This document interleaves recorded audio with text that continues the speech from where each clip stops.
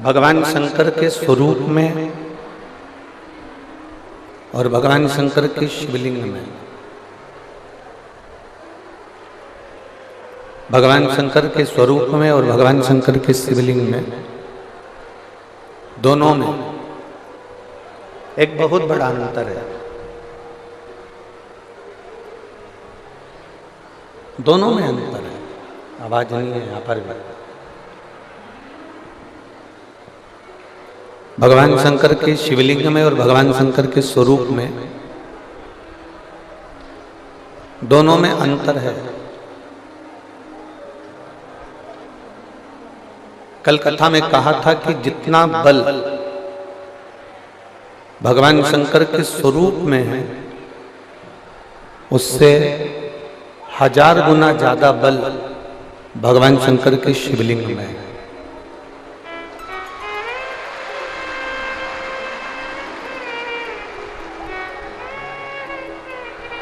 एक मौका अगर मानव देह में प्राप्त हो जाए, मनुष्य की देह में अगर एक बार अगर आपको मौका मिले कि मानव का शरीर मिला है, उस मानव के शरीर में शंकर भगवान की अविरल भक्ति को हमें धारण करना है।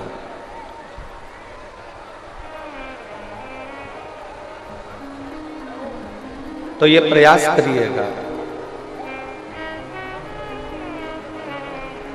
किस मानव के शरीर से भगवान शंकर के शिवलिंग की आराधना हो।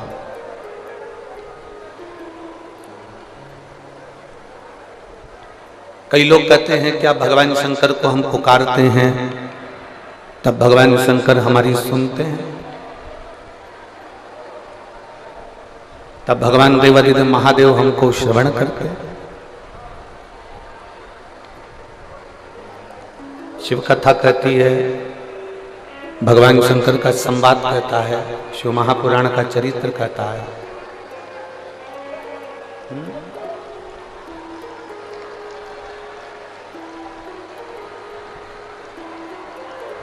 ना इधर आवाज नहीं आ रही होगी।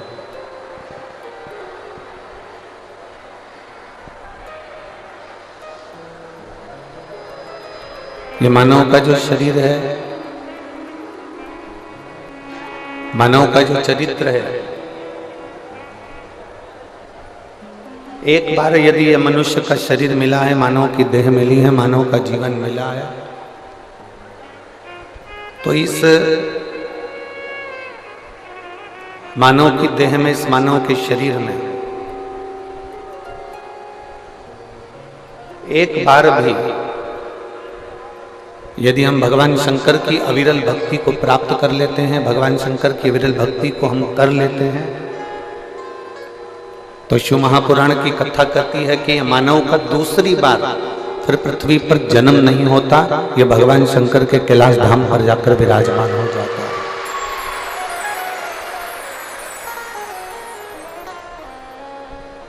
बार बार जन्म, बार बार मृत्यु के इस प्रपंच से वो छूट जाता है।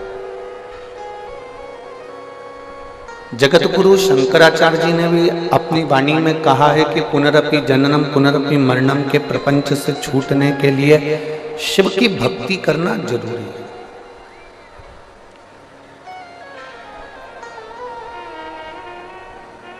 बिना शंकर की भक्ति के जन्म और मरण के प्रपंच से हम लोग छूट नहीं सकते।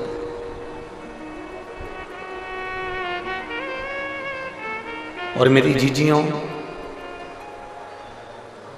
रेवाड़ी की मेरी बहनों और मेरे जीजाओं, बेटियों, बेटाओं, मेरी माताओं, ना जाने कौन कौन से पुण्य कर कर हमने मानव का शरीर प्राप्त किया है, ना जाने कौन कौन से पुण्य कर कर हम ये मानव के शरीर में आए हैं, और मानव का शरीर मिलने के बाद ना जाने कौन कौन से पुण्य हमारे प्रबल हुए होंगे, तब जाकर हम रेवाड़ी में ये शिव महापुराण की कथा में विराजमान हुए।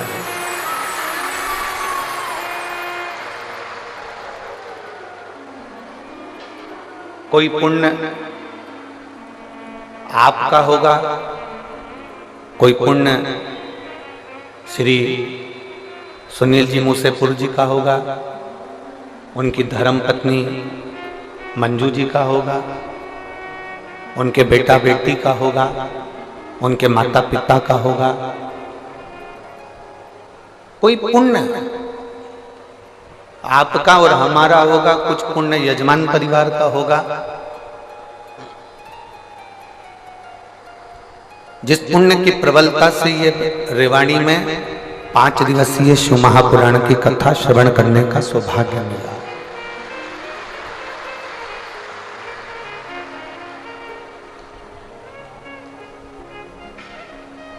आप आ गए, बैठ गए, कथा श्रवण करने के लिए विराजमान हो गए। अब ये उसकी मर्जी है, उसके ऊपर निर्भर करता है कि वो आपको क्या देकर भेजेगा, कितना देकर भेजेगा और क्या प्रदान कर कर भेजेगा, ये उसके ऊपर निर्भर करता है।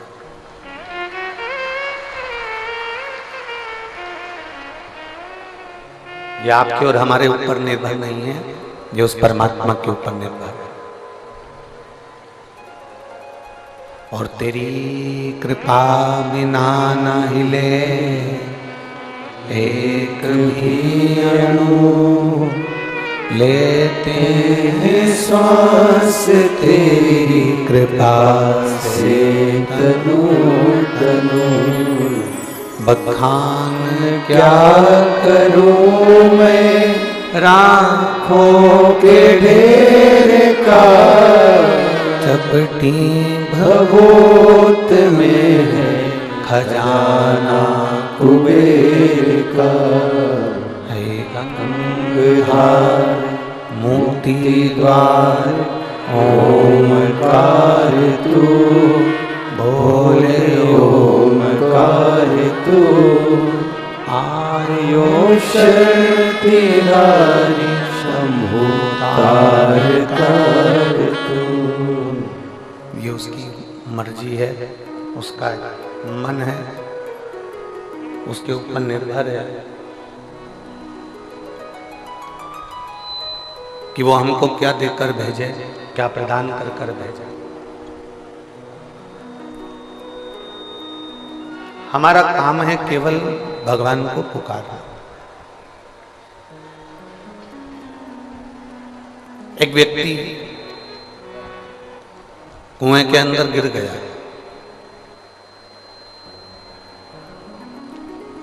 अब वो आसपास की जो दीवारें बड़ी चिकनी हो चुकी है, क्योंकि उसमें कई लगे।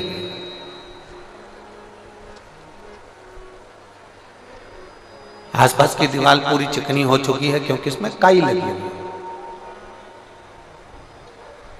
अब वो निकलने का प्रयास करता है, परंतु वो दीवार इतनी चिकनी थी कि वो बार बार नीचे गिर जाता।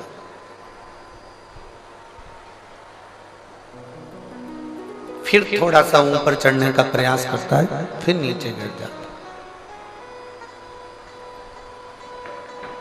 अब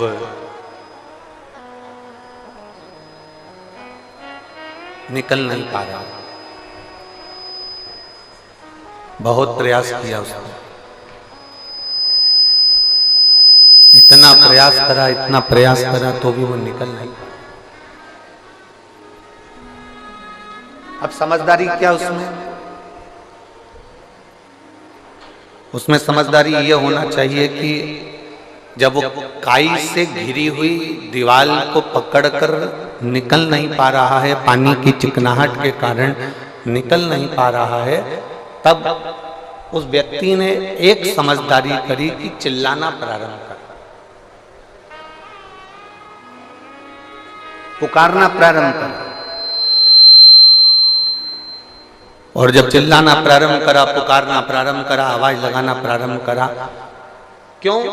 क्योंकि उसको ये भान हो गया कि मैं निकल नहीं पा रहा हूं। अगर मैं पुकारूंगा, आवाज लगाऊंगा, चिल्लाऊंगा तो किसी के कानों में शब्द जाएगा, और शब्द गया तो कोई मुझे रस्सी फेंक कर निकाल देगा।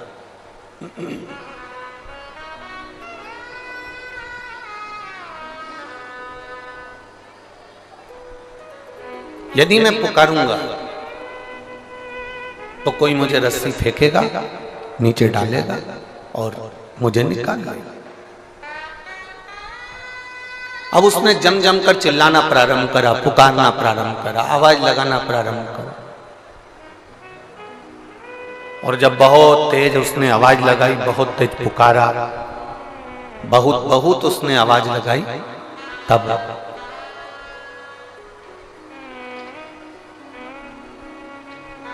जैसे उसने पुकारना प्रारंभ करा, जैसे उसने बुलाना प्रारंभ करा, आवाज लगाना प्रारंभ करी, कोई पथिक जा रहा था,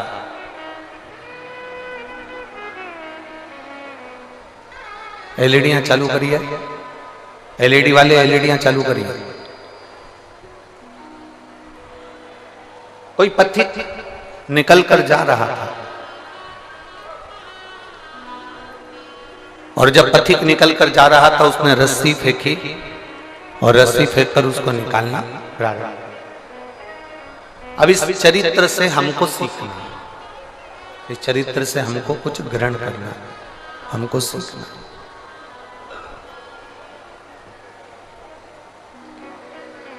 हम भी भवसागर के इस कुएं के अंदर गिरे पड़े हुए, भवसागर के इस कुएं के अंदर हम भी गिरे पड़े हुए हैं और आसपास बहुत सारी परिवार, नाते, रिश्ते, कुटुंब, कबीले की काई लगी पड़ी हुई है। बेटी कहती है पापा पापा, बेटे कहते हैं पिताजी पिताजी, माताजी माताजी, भाई कहता है भाई भाई, बहन कहती है भैया, माता पिता कहते हैं मेरा बेटा। ये सारी काई लगी पड़ी हुई है और भव सागर से, कुएं से हम निकल नहीं पा रहे हैं। जब हम चारों तरफ से दुखी हो जाएं, चारों तरफ से एकदम घिर जाएं और चारों तरफ से जब हम निकल ना पाए, बहुत बहुत कष्ट की जिंदगी चल रही हो, बहुत दुख का समय चल रहा हो, तो उस समय पर जैसे कुएं में पड़ा हुआ व्यक्ति जब निकल नहीं पाता है तो आवाज लगाता है, उसी तरह जब चारों तरफ दुख से हम घिर जाएं, उस समय हमें भी आवाज लगाना चाहिए कि मेरा शंकर, मेरा भोलेनाथ, मेरा महादेव मेरे पास आ जाए। हम उसको पुकारें, हम उसको आवाज लगाएं, हम उसको पुकारने का प्रयास करें, हम उसको बुलाने का प्रयास करें। और जब हम उसको बुलाएंगे, जब हम उसको पुकारेंगे, तब मेरा देवाधिदेव महादेव मेरे नजदीक में आएगा। जब आप उसको पुकारो, आप उसको बुलाओ, बोल बम का नारा है। जब हम उसको पुकारेंगे तब वो जरूर आएगा।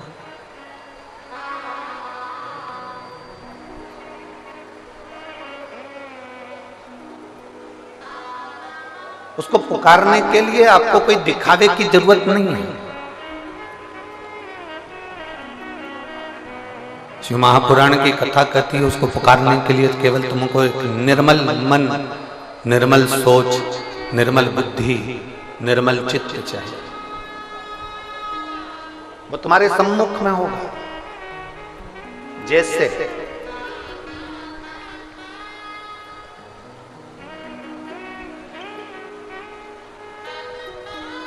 हमारे पास में भगवान की आरती उतारने के लिए हमारे पास में ना घी है, हमारे पास में ना हमारे पास में बाती है, ना हमारे पास में कोई दीपक है। आप लोगों में से पशुपति व्रत किस किसने करे हैं? जरा हाथ उठाइए।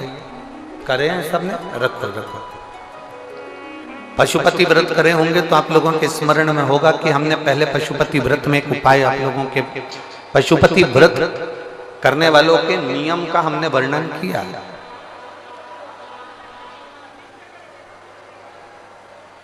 कितने दिए लेकर जाते हो आप लोग? जम के बोलो जरा। 6 दिए मंदिर में ले जाकर जमीन पर रख देते हो, रखते हो? कितने जलाते हो? 5 दिए जलने के बाद जो छठे नंबर का दिया है उसको वापिस जो बिना जला है उसको थाली में रख। इसके अलावा तो कोई दिया लेकर नहीं जाते। जम के बोलो जरा। नहीं। अब कोई ऐसा समझदार व्यक्ति ऐसा होता है कि वो क्या करता है कि इन्हीं 5 दिए को उठा लेता है और उससे भगवान शंकर की आरती उतार देता है। कोई ऐसा रहता है कि वो 6 दिए के अलावा 1 दिया या 1 बाती अलग से लेकर जाता है जो भगवान शंकर की आरती उतार देता है। शिव पुराण में पशुपति व्रत का नियम है, आप सुबह के समय पर जो पूजन करने की थाली लेकर गए हैं, सुबह के समय पर आप भगवान शंकर की जो पूजा की थाली लेकर गए हैं, उस पूजा की थाली में सुबह के समय पर आप भगवान को लगाने के लिए दिया लेकर जाओ, मना नहीं है। सुबह के समय पर आप भगवान शंकर को दूध चढ़ाओ, जल चढ़ाओ, अभिषेक करो, पूजन करो, अर्चना करो, मना नहीं है। सुबह के समय तुम महादेव की दिए से आरती उतार दो, मना नहीं है। पर शाम के समय पर जो 6 दिए हैं, 6 दिए के बाद में 7वें नंबर की कोई बाती आरती की थाली में नहीं जाती।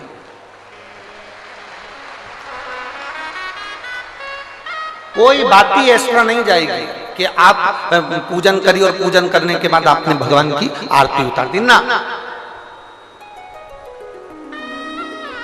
शिव महापुराण में तो यहाँ तक नियम है कि आप जो प्रसाद बनाते हो ना, जो आप खीर बनाए या आपने सीरा बनाया, हलवा बनाया, मीठा चावल बनाया, या आपने मीठा सीरा बना लिया, खीर बना ली, कोई सामग्री मीठी बना ली, तो शिव महापुराण तो यहाँ तक कहती है कि आपने जितना सामान कढ़ाई में बनाया है, आपने जितना सामान अपनी कढ़ाई के अंदर बनाया है, उतना सामान पूरा की पूरा ही आपको मंदिर लेकर जाना है। घर के अंदर आदत छोड़ना नहीं है।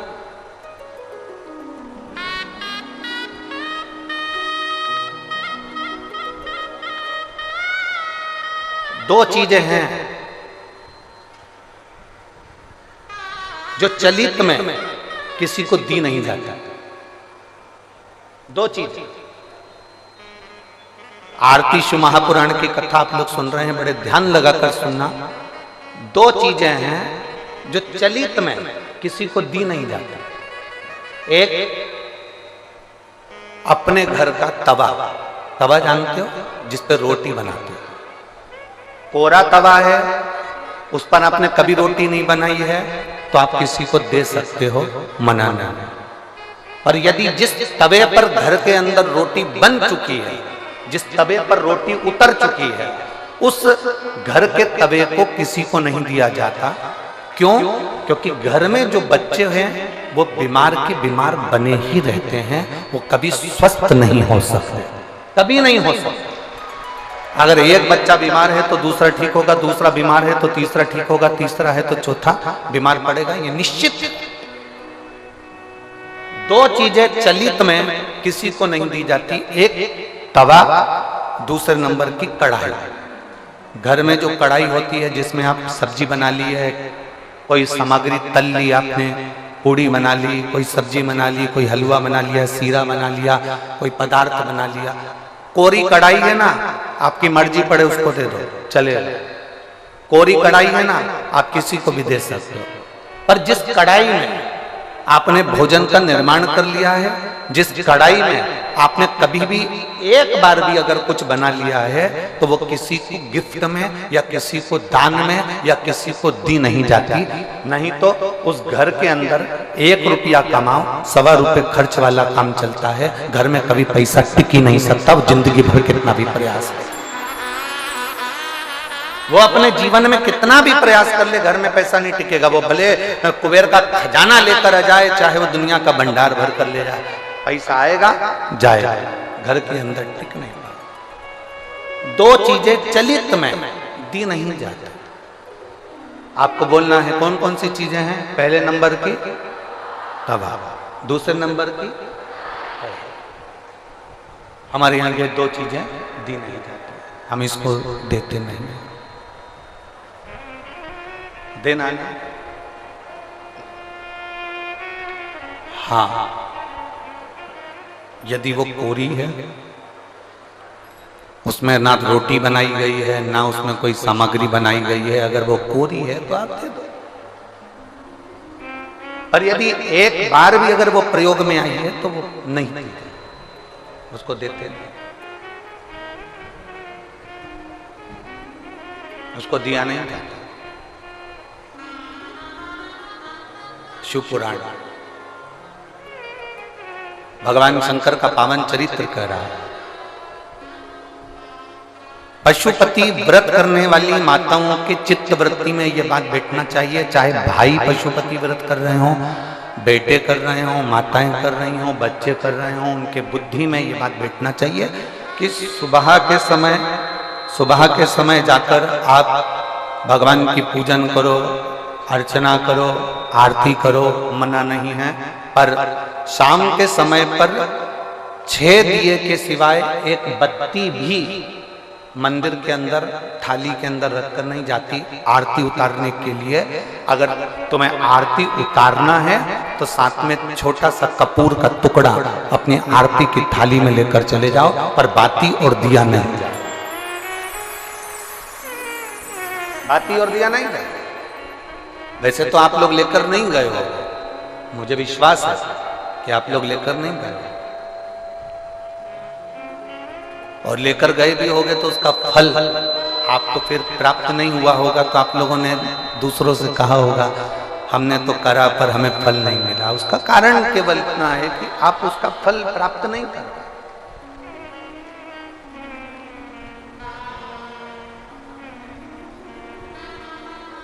और शंभु शरणे पड़ी मांगू घड़ी रे घड़ी दुख काटो दया करी दर्शन आपो।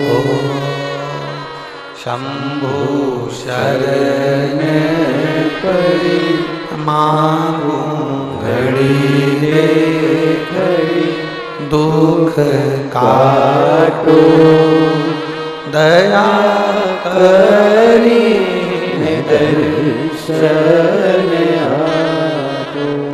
पशुपति व्रत के अंदर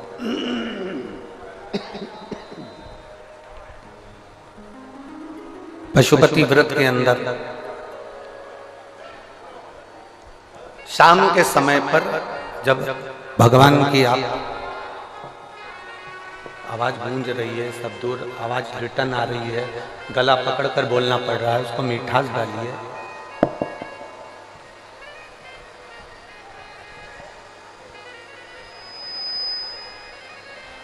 पशुपति व्रत के अंतर्गत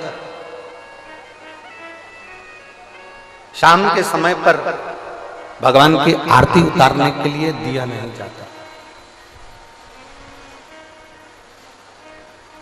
केवल कपूर का एक टुकड़ा, केवल एक कपूर का टुकड़ा आप लेकर चले जाओ। और वो भी शिव महापुराण की कथा कहती है, भगवान शंकर का चरित्र कहता है, शिव पुराण कहती है, अगर आपका मन कर रहा है आरती उतारने का तो लेकर जाओ, नहीं तो यहां तक शिव महापुराण के अंतर्गत वर्णन किया है पशुपति व्रत का कि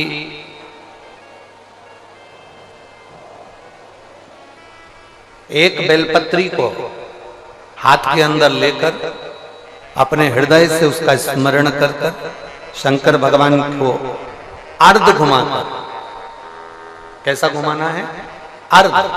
अर्ध मतलब शिव जी को पूरा घुमा भी नहीं रहे हो। कितना घुमा रहे हो? केवल अर्ध, केवल अर्ध।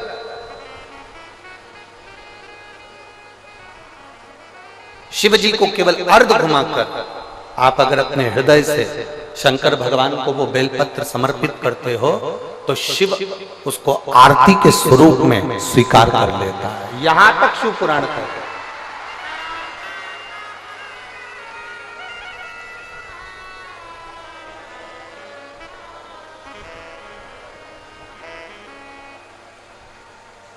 घर में कितनी बार आरती करते हो आप लोग? जम के बोलो जरा, जम के। 2 बार, एक सुबह एक शाम। एक सुबह के समय आरती करते हो और एक शाम के समय आरती करते हो, 2 बार आरती केवल।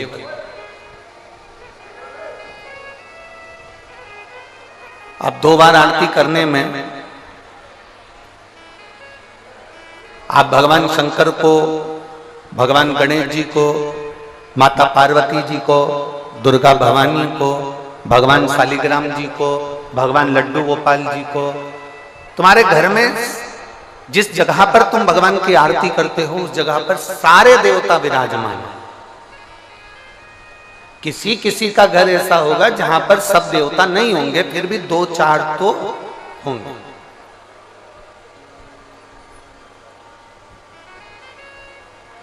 फिर भी 2-4 तो होंगे।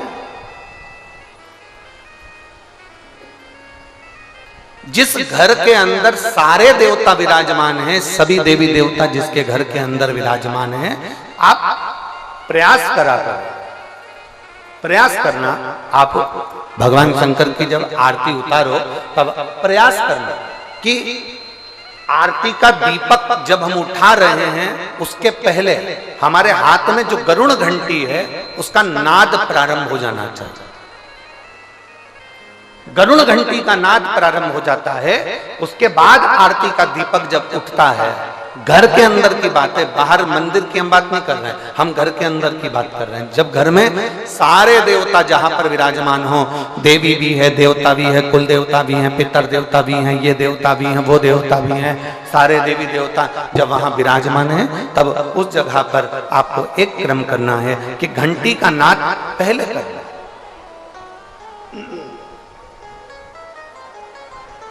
कारण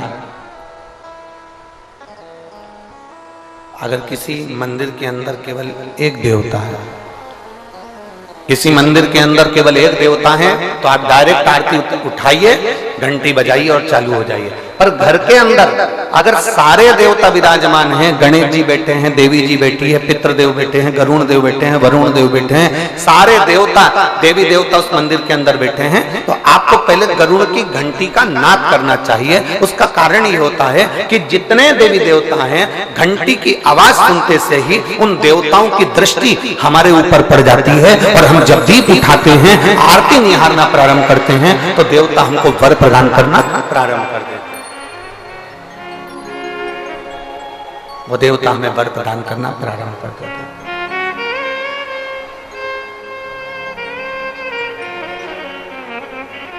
शिव कथा कर रहे हैं, भगवान शंकर का चरित्र करा है, भगवान शंकर का संवाद कर रहा है, शिव महापुराण का चरित्र कर रहा है।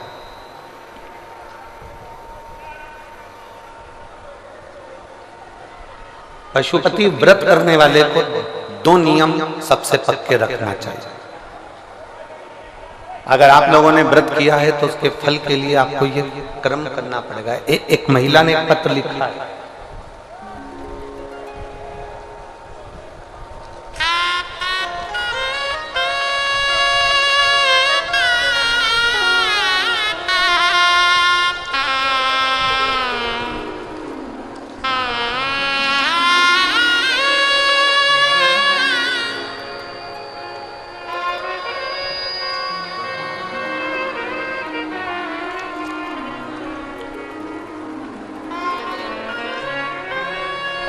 मैं लता गिरी, धर्मपत्नी धर्मेंद्र गिरी, उत्तम नगर, नई दिल्ली, मोबाइल नंबर मेरा ये है। कहीं बैठी हो तो हाथ दिला सकती हैं।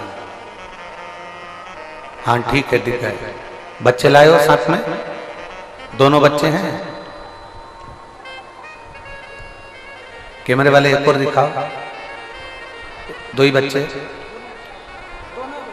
हाँ लिया दोनों बच्चे थे।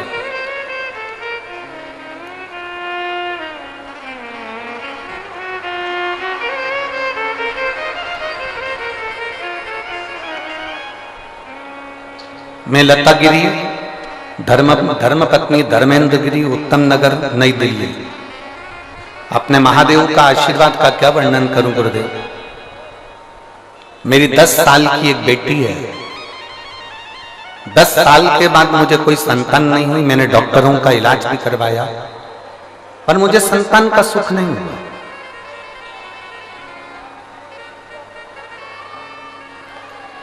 अगर मेरा गर्भ ठेरता भी तो 50 से 60 दिन में मेरे बच्चे गिर जाते, मेरा गर्भ समाप्त हो जाता। 10 साल तक मुझे औलाद नहीं हुई। तब डॉक्टर ने मुझे कहा,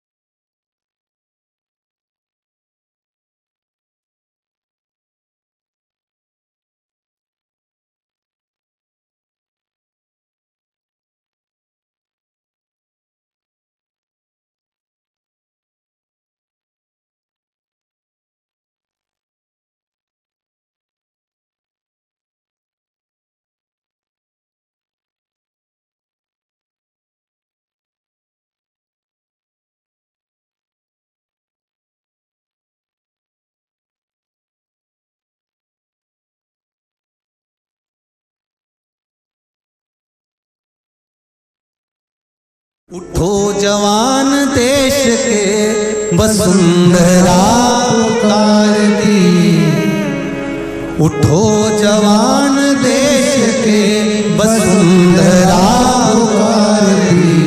ये देश है पुकारता पुकारती माँ भारती, ये देश है पुकारता पुकारती माँ भारती, ये देश है पुकारता पुकारती माँ भारती, ये देश है पुकारता पुकारती माँ भारती। उठो जवान देश के वसुंधरा पुकारती, उठो जवान देश के वसुंधरा पुकारती, उठो जवान देश के वसुंधरा पुकारती, उठो जवान देश के वसुंधरा पुकारती। ये देश है पुकारता पुकारती माँ भारती, ये देश है पुकारता पुकारती माँ भारती।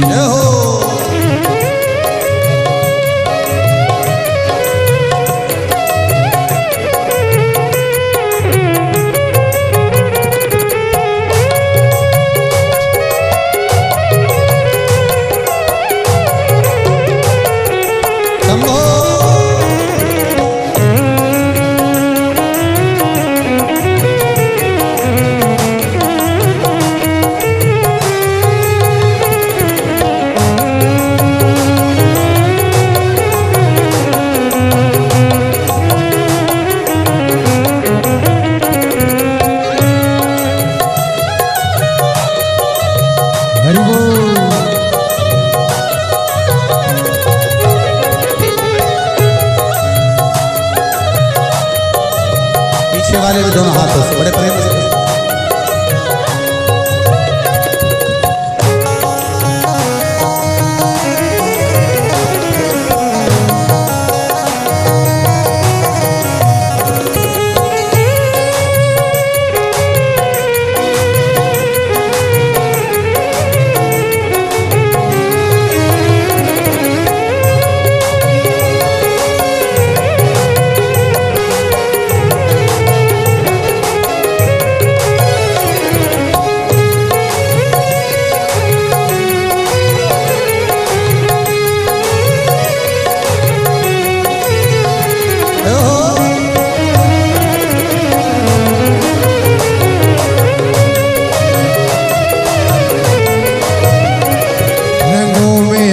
बह रहा है खून राम श्याम का, रगों में अपने बह रहा है खून राम श्याम का, रगों में अपने बह रहा है खून राम श्याम का, रगों में अपने बह रहा है खून राम श्याम का। जगत गुरु गोविंद और चक्रवर्ती सेवका, जगत गुरु गोविंद और चक्रवर्ती सेवका, जगत गुरु गोविंद और चक्रवर्ती सेवका, जगत गुरु गोविंद और चक्रवर्ती सेवका। चल पड़ा तो चल पड़े, तो चल पड़ा तो चल पड़े, के साथ तीर भारती देश है पुकारता पुकारती माँ भारती, ये देश है पुकारता पुकारती माँ भारती। उठो जवान देश के वसुंधरा पुकारती, उठो जवान देश की वसुंधरा पुकारती, उठो जवान देश के वसुंधरा पुकारती, उठो जवान देश की वसुंधरा पुकारती।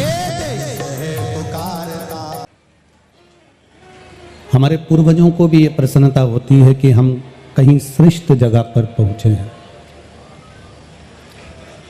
देखिए,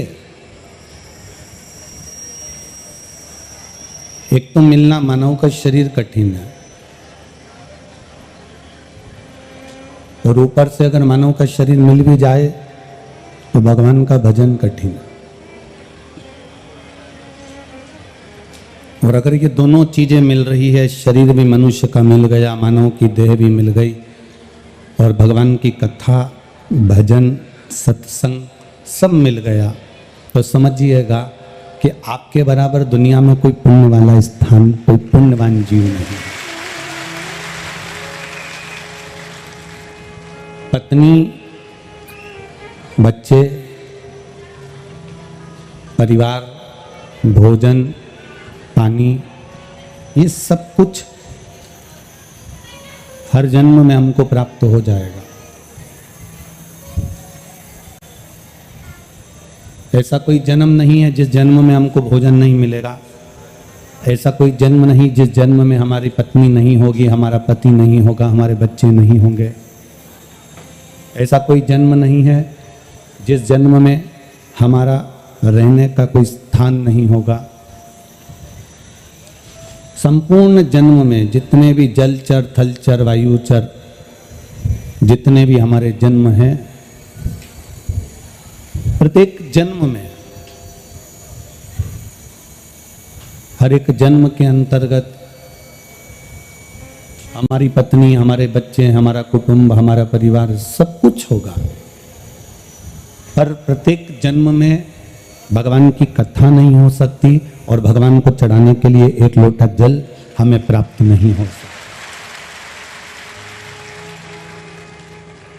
मिला मौका ये शरीर से, मिला ये शरीर, कुछ अच्छा कर कर जाना। जाते तो सभी हैं, मरेंगे तो सब। कौन सा सीवर वाला महाराज अमर बूटी खाकर आया है, जाएगा तो वो भी, और जाना आपको भी है। संसार का कोई एक व्यक्ति ऐसा नहीं जो मृत्यु से पीछे हट जाए।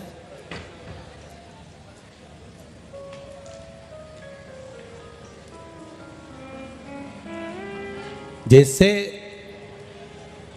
आपके पड़ोसी आपके पास में रहते हैं, आपके रिश्तेदार आपके पास में रहते हैं, ये पक्का है। जितने शंकर भगवान को जल चढ़ाने वाले हैं, जितना शंकर भगवान का गुणगान करने वाले हैं, जितना शंकर भगवान का स्मरण करने वाले हैं, ये भी कोई साधारण सी भूमि पर निवास नहीं करेंगे, साधारण सी जगह पर नहीं रहेंगे। परिवार वाले भले साथ छोड़ दें, नातेदार रिश्तेदार भले साथ छोड़ दें, कुटुंब कबीले वाले भले साथ छोड़ दें, हमारे अपने हमें भले छोड़ दें, पर जिस महादेव को आपने एक लोटा जल चढ़ाया है, उस महादेव ने आपके हाथ को पकड़ कर रखा है। सब छोड़ देंगे पर मेरा महादेव आपको नहीं छोड़ेगा।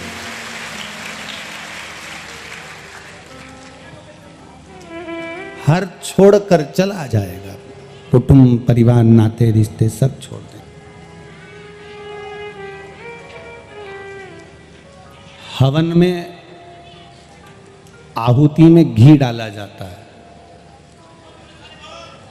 अब आहुति में घी डालते हैं, हवन में घी डालते हैं, क्यों डालते हैं? तो कहा कि अग्नि प्रकट होती है। तो अग्नि तो केरोसिन का तेल डाल दोगे तो भी प्रकट हो जाएगी। बोलो सही है कि गलत है? मिट्टी का तेल डालोगे, केरोसिन का तेल डालोगे, घासलेट का तेल डालोगे तो क्या अग्नि प्रकट नहीं होगी? मिट्टी के तेल से, घासलेट के तेल से, केरोसिन के तेल से भी अग्नि प्रकट हो सकती है। पर यज्ञ में, आहुतियों में, हवन में केरोसिन का तेल, मिट्टी का तेल, घासलेट का तेल नहीं डाला जाता, घी डाला जाता है। किस लिए? क्योंकि हवन में भक्ति की जरूरत होती है, अहंकार की नहीं। घासलेट का जो तेल होता है, मिट्टी का जो तेल होता है, उसको आगी में आप यूं डालो एकदम भभक के ऊपर जाएगा। पर उसी अग्नि में आप एक कटोरा भरकर घी डाल दो, एकदम भभक कर अग्नि ऊपर नहीं जाएगी, धीरे से जाएगी, एकदम स्लो जाएगी, एकदम आराम से जाएगी। घासलेट का तेल डाला, पेट्रोल डाला, डीजल डाला तो एकदम आग भभक जाएगी, एकदम अग्नि तेज हो जाएगी। पर घी डाला तो वो अग्नि एकदम भभकेगी नहीं, धीरे से अग्नि पकड़ेगी, तब धीरे से वो अग्नि फिर आंच पकड़ेगी और फिर ऊंची जाएगी। उसी तरह अहंकार व्यक्ति का तुरंत भभक जाता है, अभिमान व्यक्ति का तुरंत, जैसे पेट्रोल डाला, डीजल डाला, घासलेट, केरोसिन तेल डाला और अग्नि प्रगटी, एकदम आग भभक गई, एकदम आग तेज हो गई। अहंकार एकदम भभक सकता है, अभिमान एकदम भभक सकता है, अहंकार एकदम प्रकट हो सकता है। जरा सा किसी ने कुछ कहा और आपका अभिमान प्रकट हो गया, मैं तुम्हें जान लूंगा, मैं तुम्हें देख लूंगा, मैं तुम्हें समझ लूंगा, मैं ऐसा कर दूंगा, मैं वैसा कर दूंगा, ये तुम्हारा अभिमान है, ये एकदम भभक जाता है। पर जो घी की आंच होती है, जो घी अग्नि में डाला जाता है, जो घी हवन में डाला जाता है, जो घी साकल्य में छोड़ा जाता है, वो अहंकार का नहीं होता, वो भक्ति का होता है। इसलिए उसमें आंच एकदम तेज नहीं हो पाती, उसमें नम्रता की आंच चलती है। नम्र भगवान को पाने का सबसे सुंदर तरीका है आपके भीतर की नम्रता। परमात्मा को पाने का सबसे सुंदर तरीका है आपके भीतर की सहनशीलता। भगवान को पाने का सबसे सुंदर तरीका है आपकी वाणी की मिठास। एक तोता, आप में से कई लोग होंगे जिनके घर में मिट्ठू होगा, तोता होगा, उसको लोग हरी मिर्ची खिलाते हैं। बोलो सही है कि गलत है? खिलाते हो कि नहीं खिलाते? तोते को हरी मिर्ची खिलाते हैं तो भी वो मीठा बोलता है, और इंसान रोज आधा किलो शक्कर खा जाता है तो भी कड़वा बोलता है। तोता हरी मिर्ची खाने के बाद भी मीठा बोल रहा है।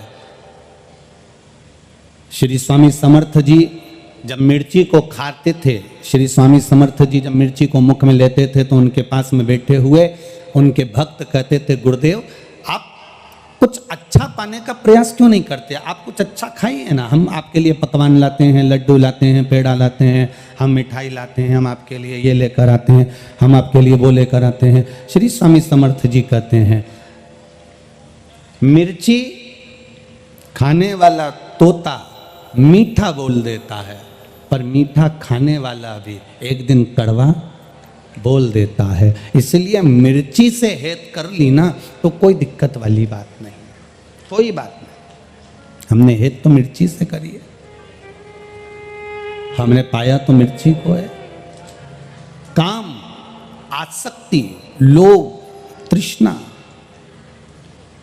अहंकार, ये कहीं ना कहीं हमें परमात्मा से दूर कर देता है। तन को धोने के कितने सारे साबुन मिलते हैं भाई, जरा विचार करिएगा। एक से बढ़कर एक साबुन, बाजार में चले जाओ, बहुत जोरदार जोरदार साबुनों का नाम आपको मिल जाएगा। साहब ये वाली कंपनी का है, साहब गोदरेज का है, साहब पेयर्स है, साहब लक्स का है, साहब लाइफ बाई का है, साहब ये वाला है, साहब ब्रिज का है, साहब ये है, साहब वो है, कहीं मोती का है, कहीं इसका है, कहीं उसका है। विचार करिए। तन को धोने के साबुन बहुत सारे मिल रहे हैं, तन को धोने के साबुन बाजार में बहुत मिल जाते हैं और आप तन धो भी लेते हो, पर आज तक ऐसी कोई दुकान नहीं मिली जहां पर मन को धोने का साबुन मिलता हो, जहां से हम साबुन खरीद लाएं और अपने मन को धो लें।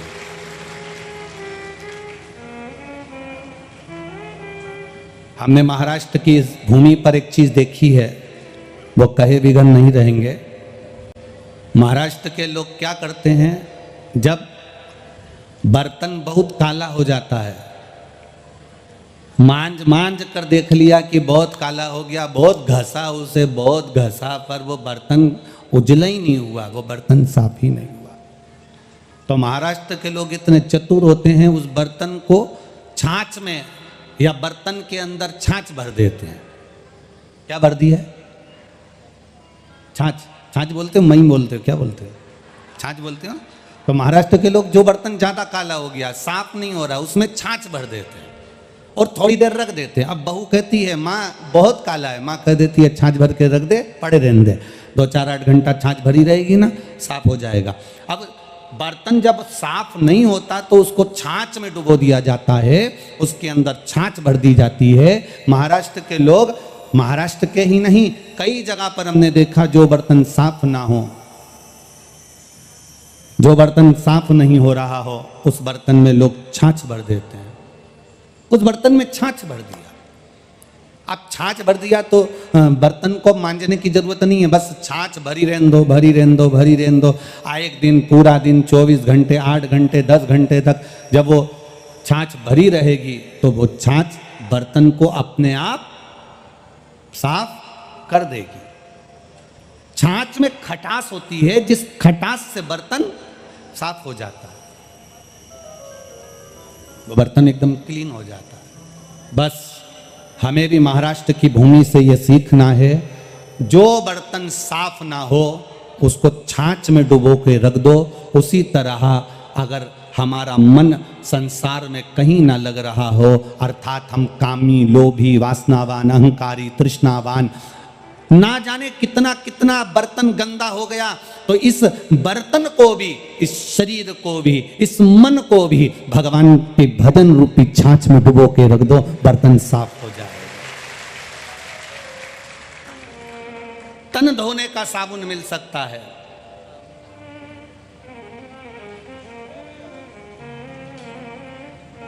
आजकल तो साबुन भी खत्म हो गया, साबुन की जगह आजकल बॉडी वॉश आ गए, वो क्या बोलते हैं, सोप आ गया, बॉडी सोप क्या बोलते हैं, वो फेस वॉश भी आ गया हो।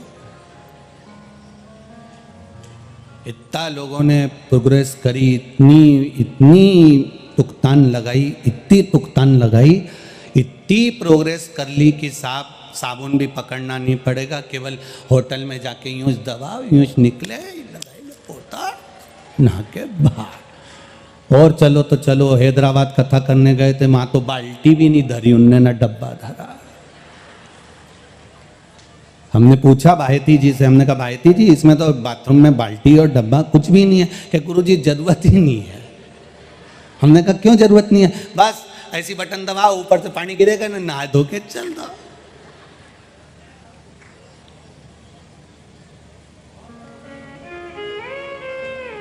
कितनी प्रोग्रेस करी, बहुत उन्नति हमारे राष्ट्र ने करी है, मना नहीं है, पर एक उन्नति इस राष्ट्र की जो पुरानी है उसको अपने जीवन में उतार कर रखना, भगवान की भक्ति, ये उन्नति सबसे पुरानी है। इसका भजन करो भजन।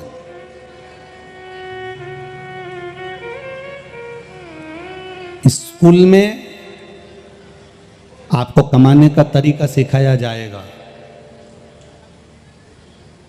स्कूल में आपको डिग्री प्राप्त करने का तरीका सिखाया जाएगा, स्कूल में आपको कमाने का तरीका सिखा दिया जाएगा, पर घर के संस्कार, परिवार के संस्कार आपको कमाने का तरीका सिखाएं चाहे ना सिखाएं, पर आपके भीतर अहंकार ना आए, ये घर का, परिवार का संस्कार हमें सिखा देगा कि हमें कैसे रहना, हमें किस तरह से रहना। बहुत लोगों ने उन्नति कर ली, हर जगह पर लोग, बैंक आपको खूब पैसा उधार देने को बैठी है, मकान बना लो, लोन ले लो। बहुत सारे बैठे होंगे, लोन लेके मकान बनाया होगा। गाड़ी लेना है, बोलते जाओ, जम के बोलो, लोन ले लो। शादी करना है, लोन ले लो। लोन से, कर्जे से आप बंगला बना सकते हो, लोन से, कर्जे से आप गाड़ी ले सकते हो, लोन से, कर्जे से आप शादी भी कर सकते हो, लोन से, कर्जे से आप ऐश और आराम की जिंदगी भी जी सकते हो, पर लोन से, कर्जे से आप मन से कभी सुखी नहीं रह सकते, ये निश्चित रखिए। आप भीतर से कभी सुखी नहीं रह पाओगे, टेंशन बना ही रहेगा। देना है, उसका नाम है कर्जा।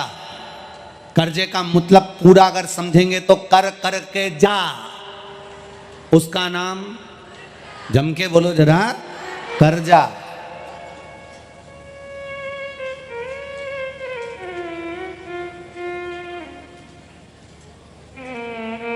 एक मुंबई में, पूना में, दिल्ली में फ्लैट लिया, एक फ्लैट लिया और उसका कर्जा चुका चुका के खुद आखिरी में अर्थी पे लेट गया, उसी का नाम है फ्लैट, अंत में जाके लेट। पूरी जिंदगी कर्जा चुकाता रहा, पूरी जिंदगी। बहुत लोगों ने उन्नति कर ली, हर जगह पर लोग, बैंक आपको खूब पैसा उधार देने को बैठी है, मकान बना लो, लोन ले लो। बहुत सारे बैठे होंगे, लोन लेके मकान बनाया होगा। गाड़ी लेना है, बोलते जाओ, जम के बोलो, लोन ले लो। शादी करना है, लोन ले लो। लोन से, कर्जे से आप बंगला बना सकते हो, लोन से, कर्जे से आप गाड़ी ले सकते हो, लोन से, कर्जे से आप शादी भी कर सकते हो, लोन से, कर्जे से आप ऐश और आराम की जिंदगी भी जी सकते हो, पर लोन से, कर्जे से आप मन से कभी सुखी नहीं रह सकते, ये निश्चित रखिए।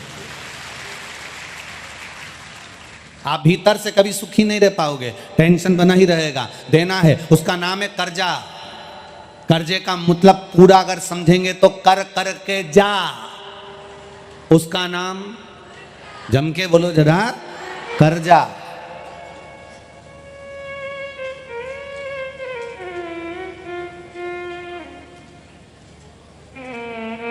एक मुंबई में, पूना में, दिल्ली में फ्लैट लिया, एक फ्लैट लिया और उसका कर्जा चुका चुका के खुद आखिरी में अर्थी पे लेट गया, उसी का नाम है फ्लैट, अंत में जाके लेट। पूरी जिंदगी कर्जा चुकाता रहा, पूरी जिंदगी। बनाया फ्लैट, अपनी तनख्वाह से पैसे कटवाए, अपनी तनख्वाह से पैसे कटवाए, अपनी तनख्वाह से कटते रहे वो फ्लैट। बाद में किसके काम आया? तुम पूरी जिंदगी लोन भरते रहे, ना पत्नी ने वो कर्जा चुकाया, ना बच्चों ने कर्जा चुकाया, पूरी जिंदगी तुमने कर्जा चुकाया, सुख से दो रोटी नहीं खा पाए। इसलिए शिव महापुराण की कथा कहती है, जितना कमा रहे हो उसमें से थोड़ा सा बचत कर कर अपना भरण पोषण सही तरीके से करो।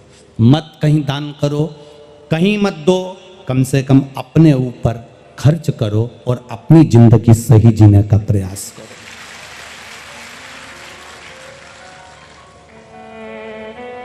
अपना जीवन सही जियो, अपने जीवन को मस्त जीने का प्रयास करो, अपने जीवन को श्रेष्ठ जीने का प्रयास करो। और जब हम अपने जीवन को श्रेष्ठ जीने का प्रयास करेंगे, जब हम अपने जीवन को सही तरीके से जीने का एक प्रयास करेंगे, तो उम्मीद है हमारा वो जीवन अपने आप सार्थक। देवादिदेव महादेव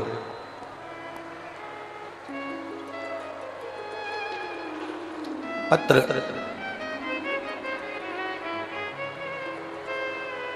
में लतागिरी, धर्मपत्नी धर्मेंद्र गिरी, उत्तम नगर, नई दिल्ली। मेरी 10 साल की बेटी के बाद संतान का सुख नहीं होगा। डॉक्टरों ने मना कर दिया था कि तुम्हें संतान नहीं होगी, पर आपकी कथा टीवी के माध्यम से सुनी। आपने कहा था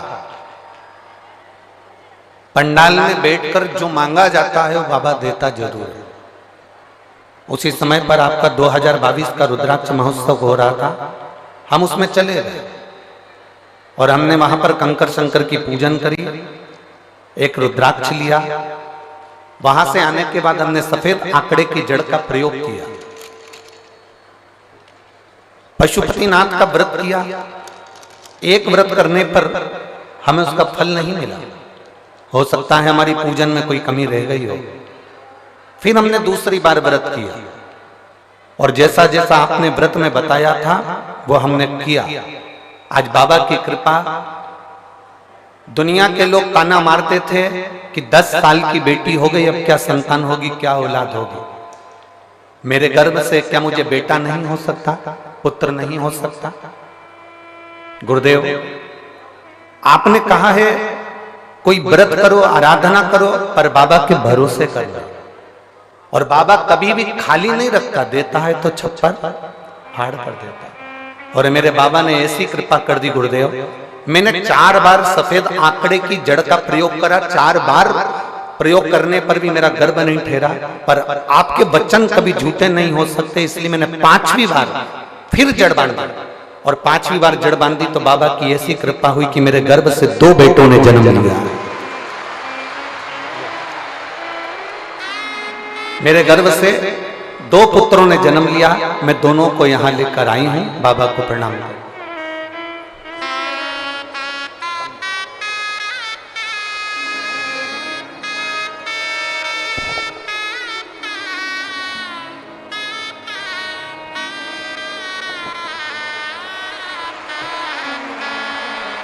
एक बार दोनों के लिए बहुत बहुत साधुता।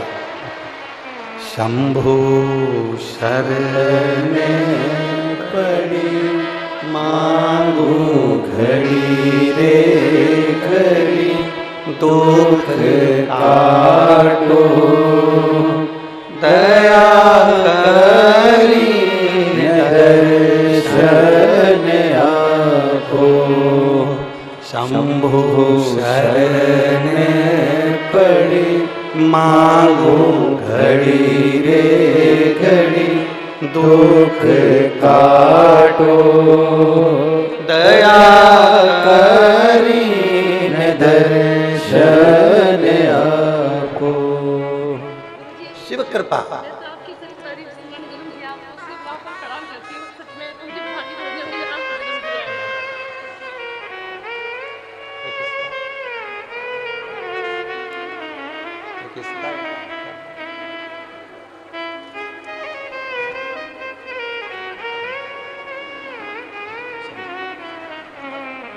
अरे लुटा दिया प्यार काशी वाले ने, कर दिया माला मार काशी वाले ने। एक निवेदन करना चाहते हैं, आप लोग अगर स्वीकार करेंगे तो 15 से 20 मिनट कथा रोकी गई लाइट की प्रॉब्लम के कारण। भले आस्था चैनल पर भले 4 बजे कथा कट हो जाए, पर हमारा मन है कि 20 मिनट कथा पीछे तक चलती रहे। आप लोगों का अगर मन होगा तो अपन इस कथा को अपना समय कवर करेंगे। जो हमको बाबा ने जो समय दिया है उसको हम पूरा पूरा आप तक पहुंचाएं, ये प्रयास करें। 4 बजे कथा अगर आस्था चैनल पर कट हो जाती है तो हमारे YouTube चैनल पर, हमारे Facebook चैनल पर ये कथा चलती रहेगी 20 मिनट पीछे तक, ठीक है। अगर मान लो कथा टीवी पर देखने वालों की कट हो जाए तो वह YouTube चैनल, Facebook पर भी देख सकते हैं। आस्था चैनल वालों से भी निवेदन है, जितना ज्यादा दिखा सकते हो प्रयास करिएगा। शिव तत्व है, भगवान शंकर की परम आनंदता। मेरी जीजियों,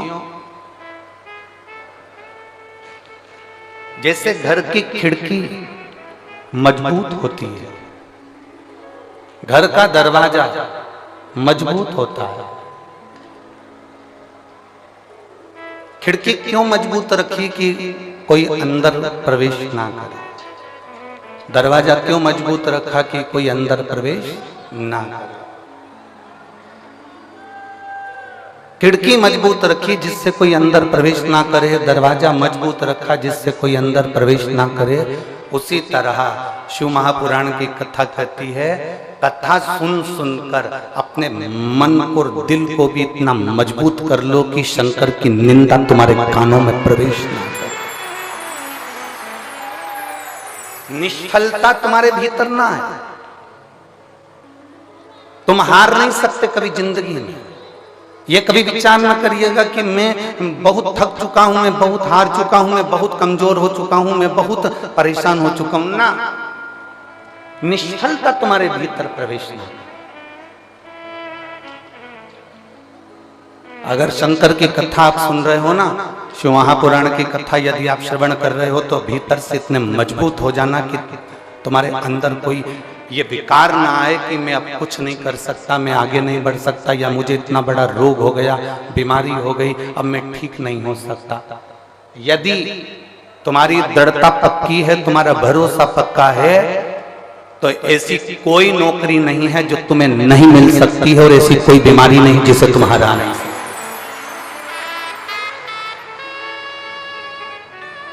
अपने लक्ष्य को पक्का कर,